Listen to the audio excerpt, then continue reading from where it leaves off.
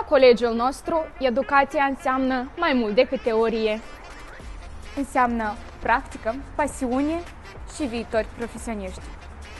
Sunt Mădălina, studentă la Centrul de Excelență în Economie și Finanțe și vreau să vă arăt cum pregătim specialiștii pentru ziua de mâine. Colegiul nostru oferă specialități actuale și cerute pe piața muncii: contabilitate, Impozite și percepere fiscală, finanțe și asigurări, finanțe și bănci, planificarea și administrarea afacerilor, dezvoltarea aplicațiilor web, programarea și testarea produselor de program. Credem în parteneriatele cu mediul economic. Studenții noștri sunt pregătiți să se integreze rapid, să învețe și să contribuie.